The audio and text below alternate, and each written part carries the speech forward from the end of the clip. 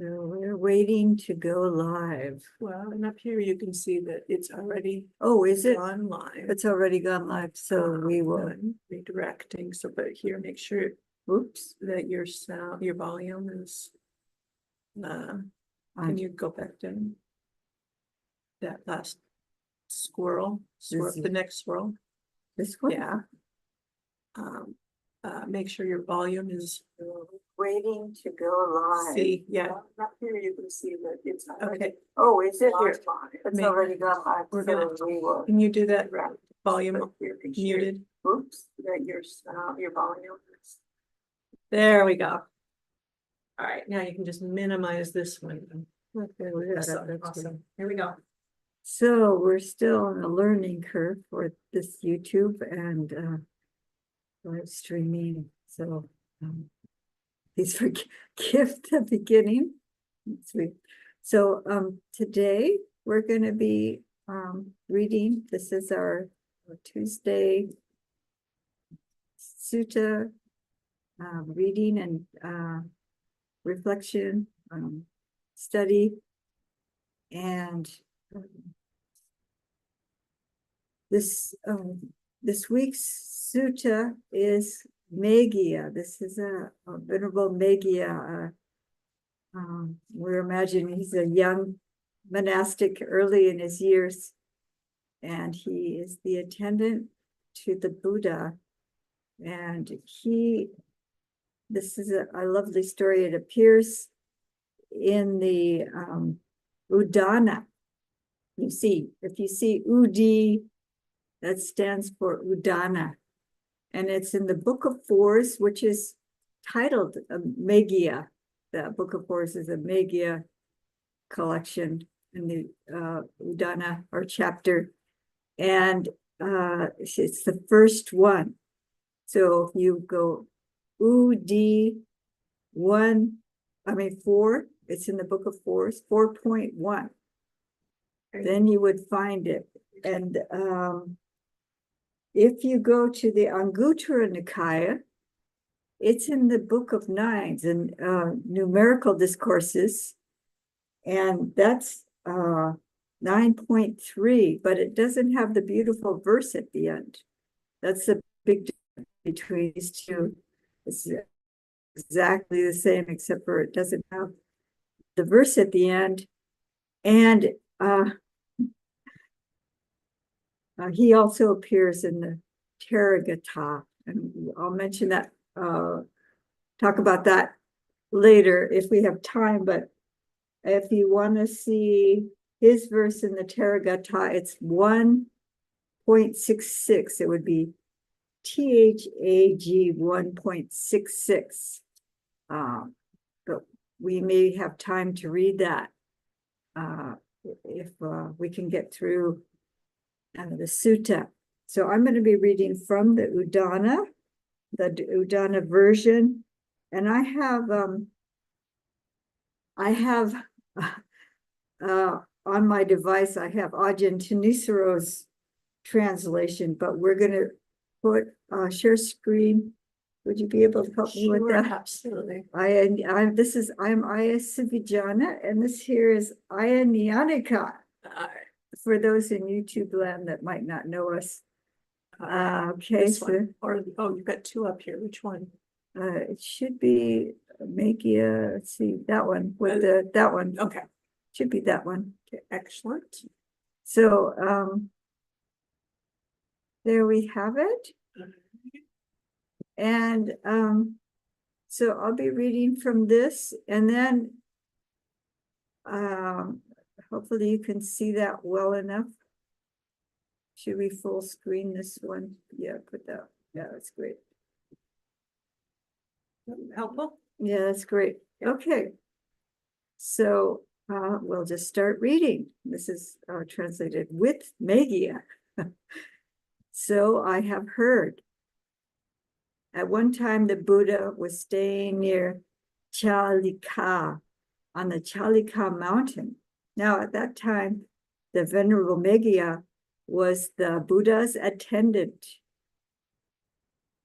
So those who know, have been around monastics, you might hear about the upatak. And this word upatako is what Meghiya was. He was the upatak, or the attendant. And so at a monastery, his junior monk will attend to a senior monk, bhikkhu, bhikkhuni. Oh, I can't get the close here. I might need to Oh, here's squish. squish it. Yeah, that's probably good enough. I can read it. That's good enough? Yeah, that'll be good enough. Okay, wow. So, so the upatak attends on the senior monastic, and it's an honor often. And can you imagine attending the Buddha? So he was the attendant. Then Venerable Meghiya went up to the Buddha and bowed, and stood to one side and said to him, "Sir, I'd like to enter Jantu village for alms." And then the Lord Buddha says, "Please, Meghiya, go at your convenience." This is I probably don't need to get into the Pali there because I was pondering it myself, but and also as we go along, if you have a question, you can put it in the chat. So if something comes up while we're reading, because I'm going to read through the entire sutta and then we can have time for questions. So go at your own convenience. Then Meghiya robed up in the morning, taking his bowl and robe, entered Jantu village for alms. So he asked in advance so the Buddha wouldn't wonder what was going on. It was a courtesy and also a part of training to check in with your, especially if you're upatak. After the meal, on his return from alms round in Janto village, he went to the shore of the Kimkala River. As he was going for a walk along the shore of the river, he saw a lovely and delightful mango grove. Ooh. Then he saw, when he saw this, he thought, "Oh, this mango grove is lovely and delightful.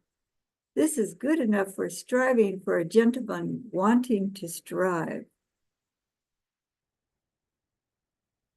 Oh, this is interesting. What? Is this?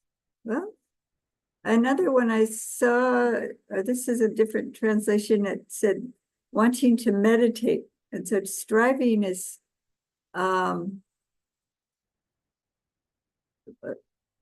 thought that Bhante Sujato had, well, we'll just keep reading this because it's got the Pali and everything. But so he wants to meditate. Okay, striving. Okay, it is there. For a gentleman wanting to strive. So that's the hadan, wanting to make effort. So, striving, if you just see this word striving, it's usually referring to in meditation.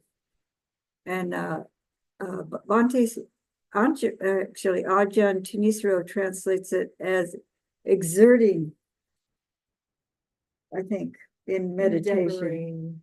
He says exerting, striving, he wants to exert himself in meditation. So putting some effort forth. If the Buddha allows me, I'll come back to this mango grove to meditate. So it still says this word. It says padanaya, and it has to do with making effort, striving, and it's assumed that in this context he's talking about meditation.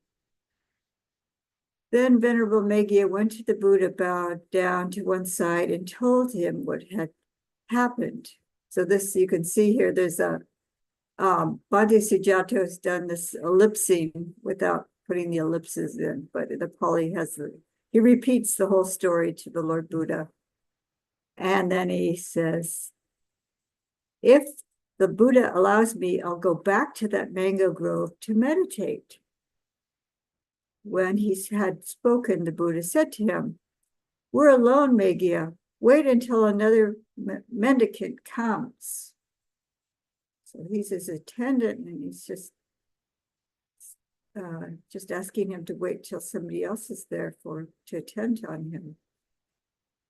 For a second time, Meghiya said to the Buddha, Sir, the Buddha has nothing more to do and nothing that needs improvement, but I have. So this he's asking, he's saying that the Buddha's self-awakened. He's an arhat. And there's this expression, it's in here, it's nati kinchi utari karaniyam. There's nothing further to do, is how Ajahn Chanicharo translates that the Buddha has nothing further, he's already accomplished. And then Meghiya is saying that there's here that he has more work to do. And then when someone it becomes an arhat, there's this expression katam karaniyam. They had done what they had to be done, which is saying they did that all the work that needed to be done, all that internal development, and were fully awakened. So he's saying, I need to go and do that work. And so this goes back and forth a couple more times.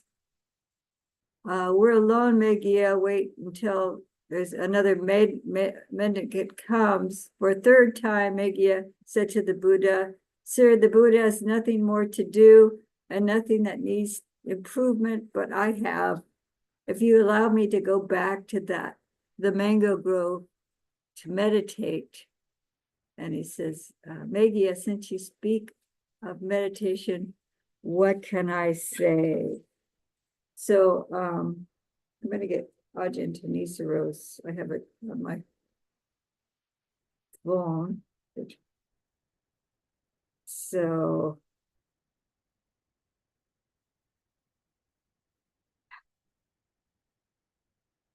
they go back and forth, and he says, if the Blessed One gives me permission, I would like to go to the mango grove to exert myself.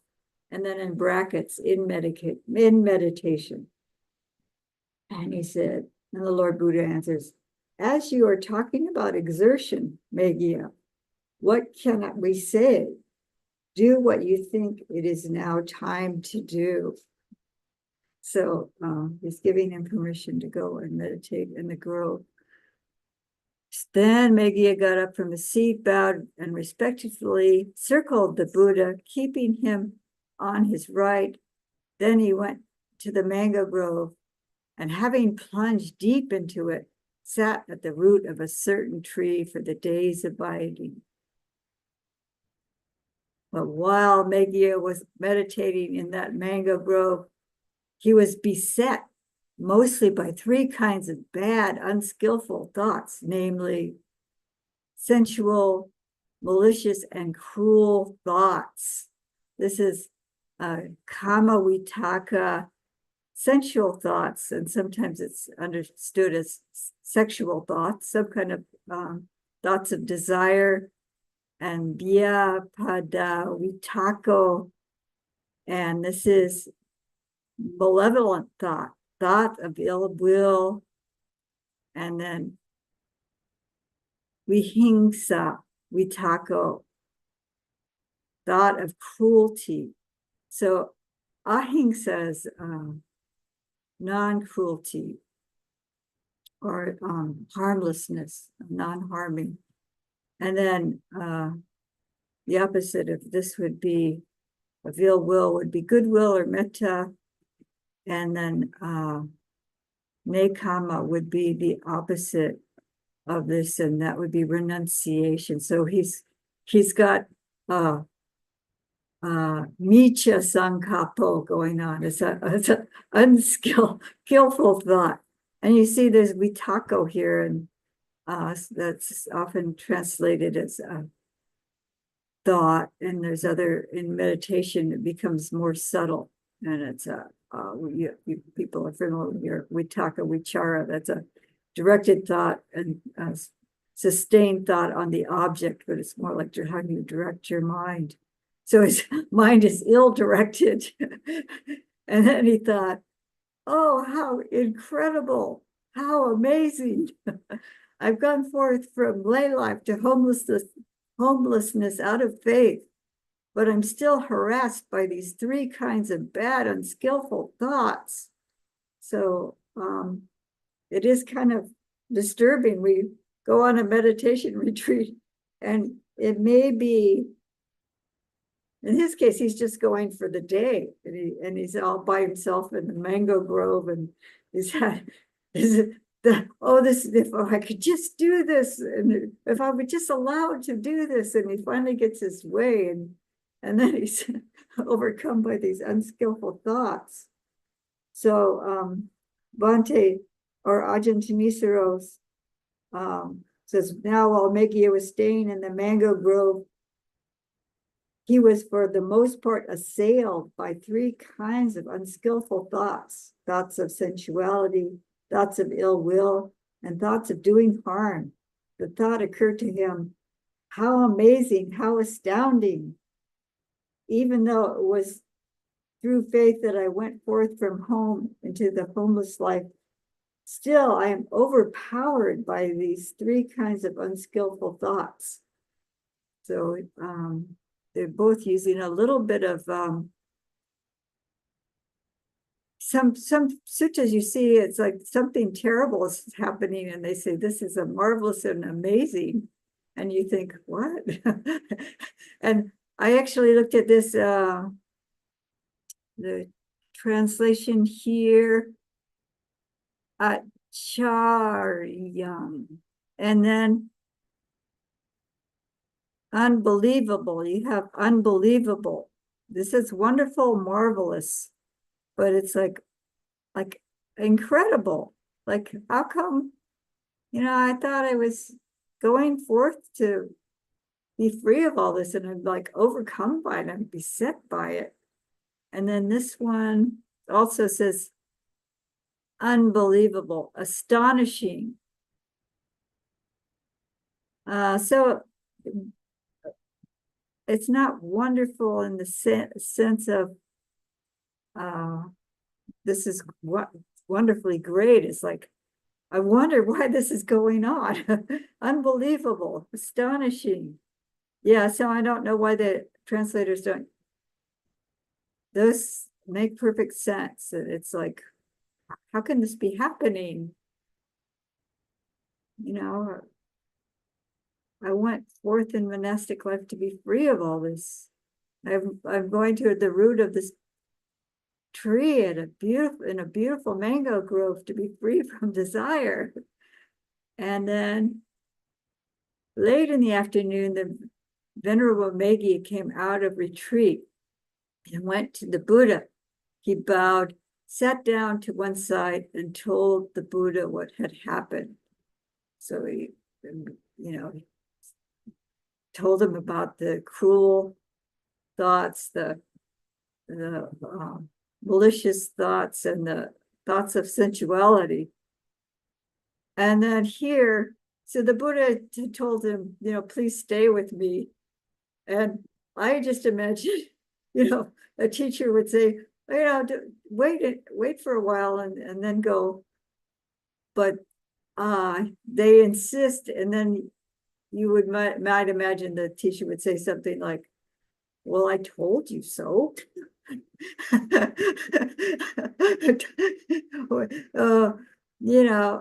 So he, I think the Buddha had a sense that Meghiya wasn't ready.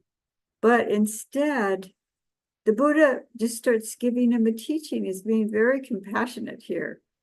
He lets him go. He lets him have that experience. And then he says, Meghiya, when the heart's release is not ripe, 5 things help it ripen. So we have here Cheto Vimutya. That's how Bhante Sujato is translating. It's the liberation of the heart's release. Ajahn Thanissaro has an interesting way of translating it. Awareness release. So he's the chitta, he's translated as awareness, and the heart, chitta is a heart, and chitta is referring to that aspect of mind, which is the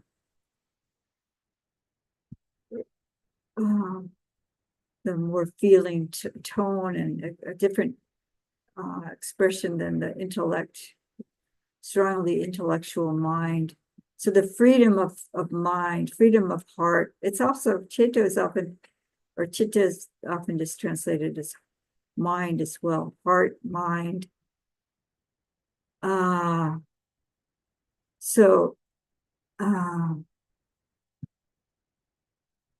this is the immature, is not quite mature, not ripe. It says undigested, unripened, not matured. So his mind isn't yet matured. So 5 things that help it ripen. So the Buddha is starting to give him some advice. Oopsie, I'm trying to get the other translation here. That's Meghiya, in whose awareness release is still immature. 5 qualities bring it to maturity. What 5? Firstly, a mendicant has good friends, companions, and associates.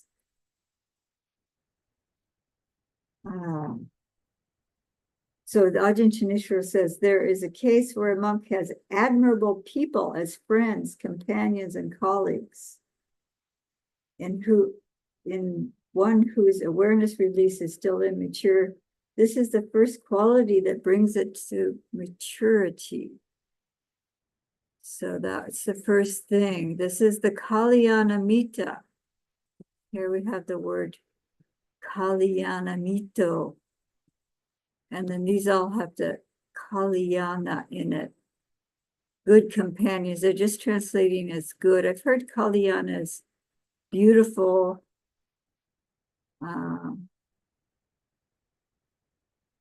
Other translations for Kalyana. But anyway, Kalyanamita. Spiritual, like Yes, spiritual friend, but it has good. And like a but some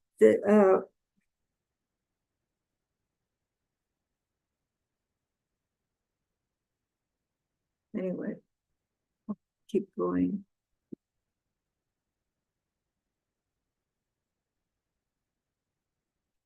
Spacious. Okay, for me, go ahead. Beautiful, charming, auspicious, helpful, morally good. Morally good, yeah. Admirable is how yeah, I'm trying to really elevate the idea of it. It's more than charming for sure. Yeah.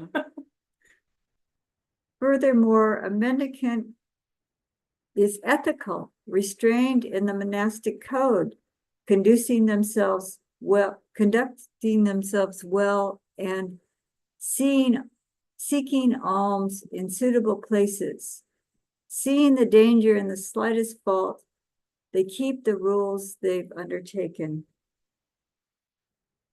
That is the second thing.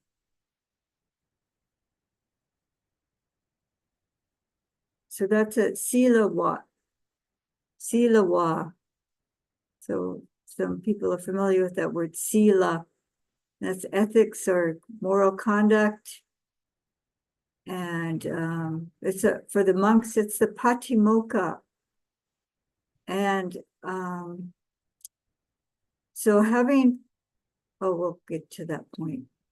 Furthermore, a mendicant gets to take part in talk about self-effacement that helps open the heart and leads solely to disillusionment, dispassion, cessation, peace, insight, awakening, and extinguishment. That's Bhante Sujato's translation for nibbana, extinguishing.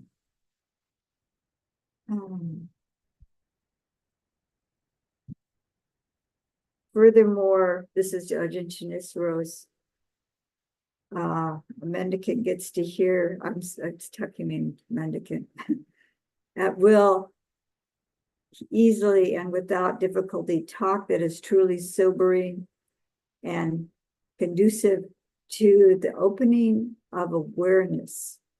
Talk on modesty, contentment, seclusion, non-entanglement, arousing persistence, virtue, concentration, discernment, release, and the knowledge and vision of release, and whose awareness release is still immature. This is the third quality that brings it to maturity.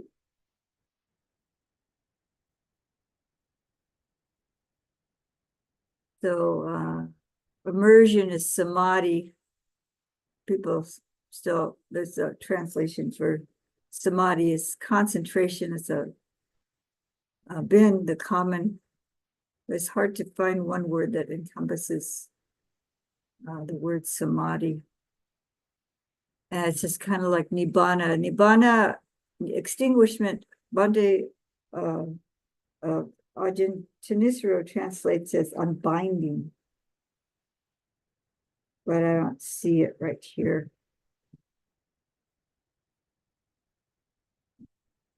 Non-entanglement, possibly.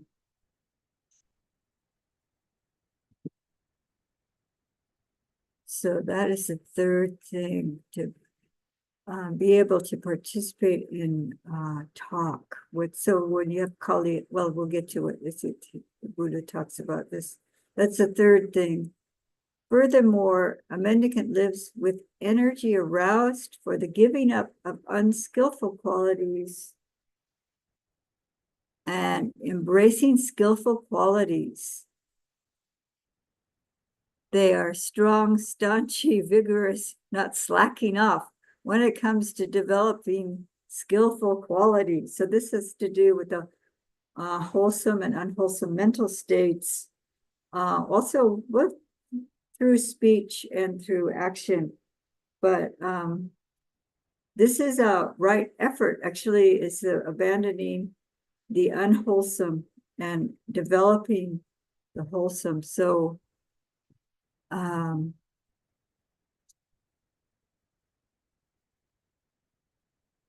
Ajahn Chinicharo says he keeps his persistence aroused for abandoning unskillful mental qualities and for taking on skillful qualities. They are steadfast, solid in effort, not shirking their duties with regard to skillful qualities, and one whose awareness or release is still immature. This is a fourth quality that brings it to maturity. It helps it ripen. So knowing that wholesome from unwholesome, or this skillful from unskillful, and abandoning the unskillful or unwholesome and developing the wholesome. So it would go through body, speech, and mind, but there's an idea here that he's dealing with mental qualities. Furthermore, a mendicant is wise. They have the wisdom of arising and passing away, which is noble, penetrative, and leads to complete ending of suffering. So this is a insight knowledge.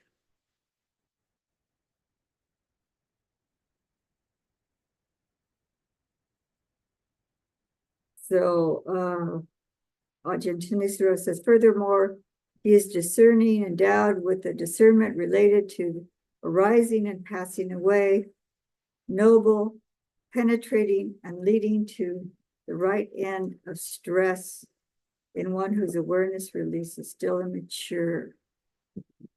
So, yeah, this one I pondered, there's this word here, and I didn't have enough time really to go.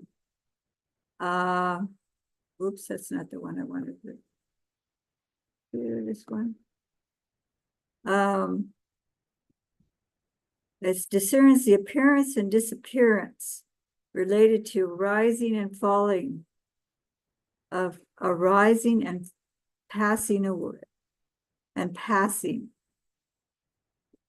So, did you hear about this? And I'm pretty sure it's related to dependent origination and this really deep understanding of it, and that just really seeing it clearly in the moment. And I don't know if you have something on that word. Well, the udaya is, yeah, you see that in the dependent origination. Samudaya, yeah. And then Yeah.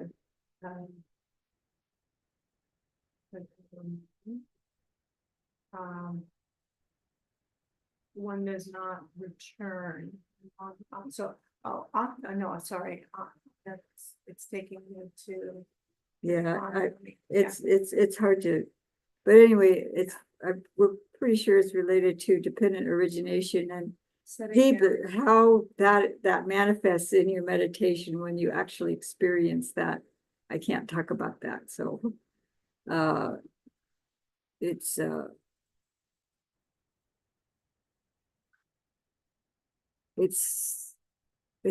as I understand it, it's an insight knowledge. So this is the fifth thing. When the heart's release is not ripe, helps it ripen. These are the 5 things that when the heart's release is not ripe, helps it ripen. A mendicant with good friends, companions, and associates can expect to be ethical. So he's going back to the first one, and that this is what helps us is having this kalyana mitas. And then it goes to the second one, it tags into the second one. You can expect that a person would be ethical. So if you have people that are keeping 5 precepts or more, and it really encourages you to keep your precepts well. Who you hang out with is really important as far as your ethical behavior. You get influenced easily, or you can influence others by really being strong and keeping your ethics well. So, and for monastics, if people are all keeping the same precepts, then that's a support for them. If people are really sloppy with their precepts, you might become aloof from some people who are not doing so well in that regard. So it's important to have good companions in the holy life, or in just as your friends, or in your spiritual companions. So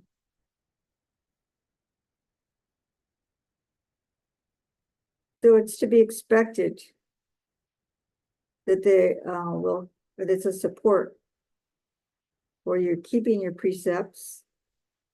I think this went wrong here.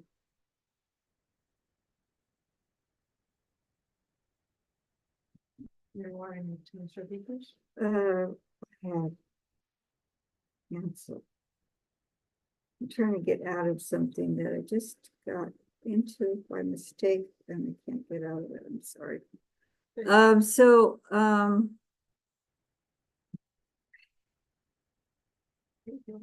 Try. no, okay, I've got it. So so you can expect that you will take a mendicant with good friends and companions and associates can expect to take part in talk about self-effacement. So this is about self-effacement has to do with atta, anatta, non-self, or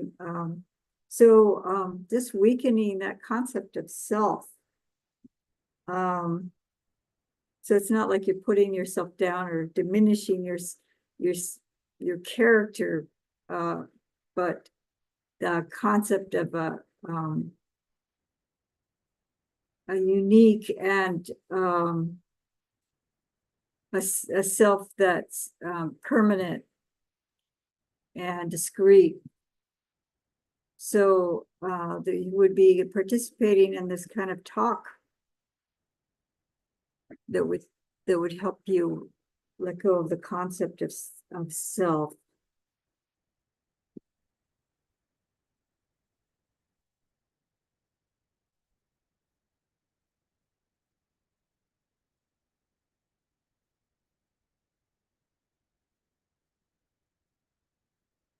So when a monk has admirable people as friends, companions, and colleagues, it is expected that he will keep his persistence aroused for the abandoning of unskillful qualities.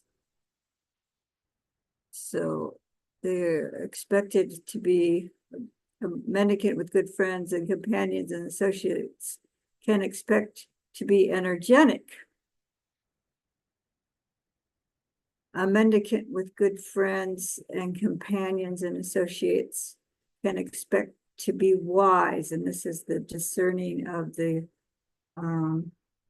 rising and falling, the wisdom.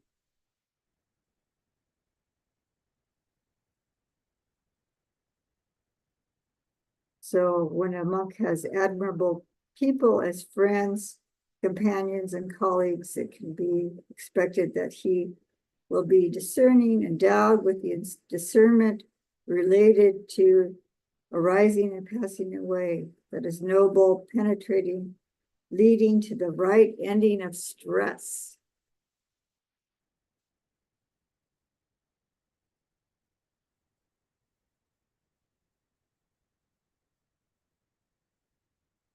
But then a mendicant grounded on these 5 things should develop 4 things further. They should develop the perception of ugliness, that's subha. Asubha, it's asubha. To give up greed, love, or metta.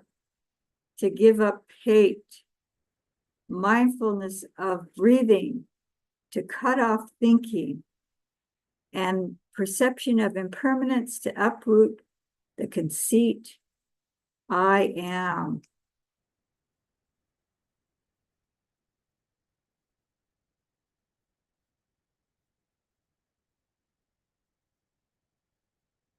And so furthermore, when a monk is established in these 5 qualities, there are 4 additional qualities they should develop. They should develop contemplation of the unattractive so that they abandon passion. So that's the asubha. And Bhante Sujato says ugly. They should develop goodwill, metta. So to abandon ill will, they should develop mindfulness of in and out breathing so as to cut off thinking, the anapanasati. They should develop the perception of inconstancy. This is Bhante's Ajahn Thanissaro's translation for impermanence, anicca. So the anicca helps uproot the conceit I am. For a monk, perceiving inconstancy, the perception of not self is made steady. One perceiving not self attains the uprooting of the conceit, I am, unbinding right in the here and now. So that's actually on our Avada, there was a question I asked about the misperception of self, and the teacher, Ajahn Pudendamo, had recommended a anicca, contemplating anicca in all things, not just of our own, this body and this five khandhas associated together along with the body. So when you perceive impermanence, the perception of not self becomes stabilized. Perceiving not self, you uproot the conceit, I am, and attain extinguishment in this very life. So unbinding is how nibbana is translated here, and extinguishment. What are we extinguishing? Hopefully greed, hate, and delusion. And what else? Well, we'll find out what we if we attain that. This self, this concept of self. So here's the beautiful, this is what qualifies the sutta to be in the Udana, because then the Buddha utters this inspired utterance. Then, understanding this matter, on that occasion, the Buddha expressed his heartfelt sentiment. This is how Bhante Sujata translates Udana. Lesser thoughts and subtle thoughts arise, springing up in the mind. Not understanding these thoughts, one with mind astray runs all over the place. Having understood these thoughts that arise, springing up in the mind, an awakened one, keen, restrained, and mindful, has given them up without remainder. Here's Ajahn Thanissaro's. On realizing the significance of that, the Blessed One on that occasion exclaimed, little thoughts, subtle thoughts, when followed, stir up the heart. Not comprehending the thoughts of the heart, one runs here and there, the mind out of control. But comprehending the thoughts of the heart, one who is ardent, mindful, restrains them. When followed, they stir up the heart. One awakened lets them go without a trace. So this is a very beautiful ending to the sutta. And I can imagine that Meghiya was so grateful to have this teaching. And then it is said that he has a verse in the Theragatha, which means he became an arhat, and he has we may have time to look that up, but I'll open it up for questions. And I just wanted to comment on this. So at a certain point, the thoughts even become more and more subtle. But it's when you follow these little thoughts that arise and they proliferate, then you become overwhelmed by them. So not comprehending them, you follow them, and then the one runs here and there with the mind out of control. But comprehending the thoughts of the heart, one who is ardent, mindful, restrains them. So they're abandoning them. You're aware of them, and then you don't follow them. You abandon them.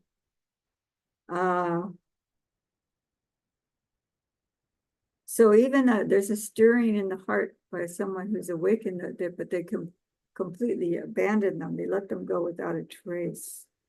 This is a little bit, it says, Having understood these thoughts that arise springing up in the mind, and awakened one keen, restrained, and mindful has given them up without remainder. This one makes a little more sense to me. But they've already completely abandoned these unwholesome thoughts. They're not going to arise again. But there may be some impulses that stir up a little bit, and they're aware of it, but they don't follow them all. Do you have any comments, Aya? No, I just love the verse at the end. No, I don't have any. So I can open this up to questions. And would you mind looking at the, it's a Teragata Sure. 1.66. It's very sweet that, you show how, it just shows how human the Buddha was. I mean, he just had so much compassion for this, his student. And he's, instead of scolding him for neglecting his upatak duties.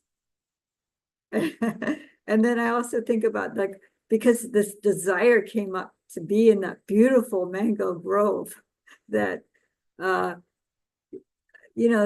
this is bringing up a kind of desire, stirring up the mind. His mind became unsettled. So then he got this wonderful teaching. And then after the teaching, would you read that, please? Sure. This is Meghiya's enlightenment poem. And he's speaking about the Buddha. He counseled me, the great hero, the one who has gone beyond all things. When I heard his teaching, I stayed close by him, mindful. I've attained the three knowledges and fulfilled the Buddha's instructions. Sadhu, sadhu, sadhu. Yeah, sadhu, sadhu to the translators. It's such a challenge. I can imagine, and I just doing the exercises in this, a couple of books, Pali courses I've taken, just trying to understand what's being said and choosing the right words. And then it's hard to convey in English too, if you really have a sense of what maybe being talked about too. There's not one word sometimes. So I really feel so grateful to Venerable Bhikkhu Bodhi, Bhante Sujato, and Ajahn Thamissaro, and other translators. Are just marvelous. And then having these teachings available to us. So in a way, this is having these teachings is kind of like an admirable friend to me, anyway.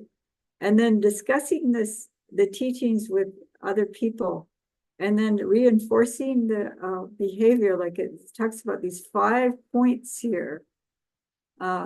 Starting out with being with admirable people or good friends, and